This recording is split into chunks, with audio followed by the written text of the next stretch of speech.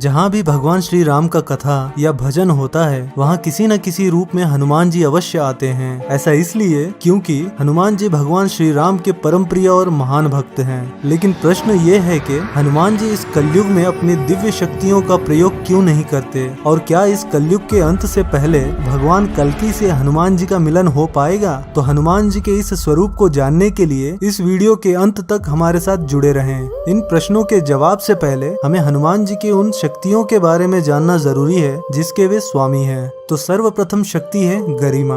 इस सिद्धि से हनुमान जी अपने शरीर के वजन को इतना बढ़ा लेते हैं कि उनके ऊपर किसी भी शक्ति का कोई भी प्रभाव नहीं पड़ता और उन्हें उठाना तो दूर की बात, उनके पूंछ को हजारों हाथी मिलकर भी उठा नहीं सकते। आप सबको याद होगा महाभारत में भीम जिसके पास हजारों हाथियों का बल था वो हनुमान जी की पूंछ तक नहीं हिला पाया था। तो दूसरा शक्ति है लघिमा। इस सिद्धि से हनुमान जी अपने वजन को शून्य कर लेते हैं। इसका मतलब उनके शरीर में हल्का सा भी वजन नहीं होता। इस सिद्धि से कोई भी बाहरी शक्ति उन्हें काबू नहीं कर सकती और न ही उन पर कोई ग्रेविटी का असर था। और यही वो शक्ति है जिसकी वजह से हनुमान जी लाइट की स्पीड से ज्यादा तेज उड़ सकते थे। क्योंकि अगर हम साइंस की दृष्टि से देखें तो लाइट की स्पीड तक जाने के लिए आपके शरीर का वेट 0 होना होगा, जो कि हनुमान जी ही ऐसा कर सकते थे। तीसरा शक्ति है अनिमा।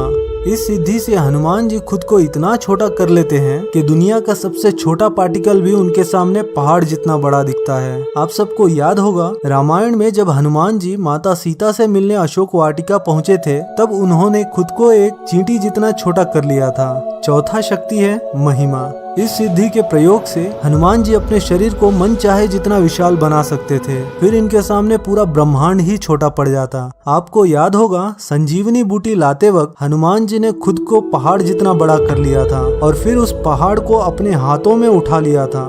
पांचवी शक्ति है प्राप्ति।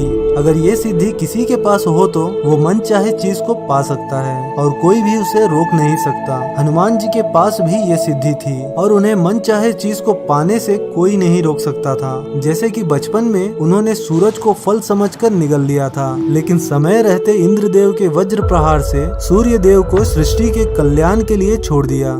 छठा शक्ति है वशिष्ठवा।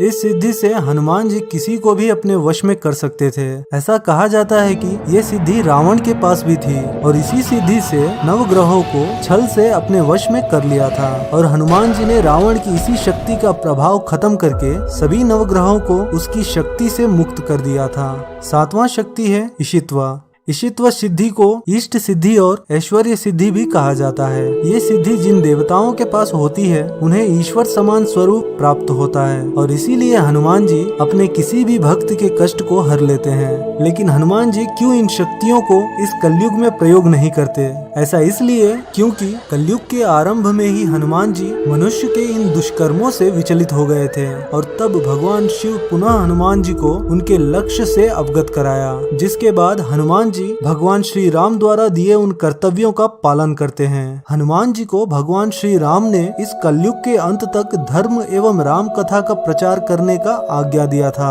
तो फिर इस कलयुग के अंत से पहले भगवान कल्कि से हनुमान जी का मिलन कैसे होगा? समय से पूर्व किसी भी कार्य को किया जाए तो उसके परिणाम या तो असफल होते हैं या फिर विनाशकारी होते हैं। इस कलयुग के अंत में भगवान कल्कि जब इस पृथ्वी लोक पर अवतरित होंगे तब एक समय ऐसा आएगा जब हनुमान जी को पुनः भगवान कल्कि के रूप में श्री राम जी के दर्शन होंगे और तब श्री राम जी के दिए हुए उन वचनों का कार्यकाल भी समाप्त हो जाएगा और हनुमान जी जो भगवान शिव के अवतार हैं वे पुनः शिव में समा जाएंगे। तो दोस्तों ये थे हनुमान जी के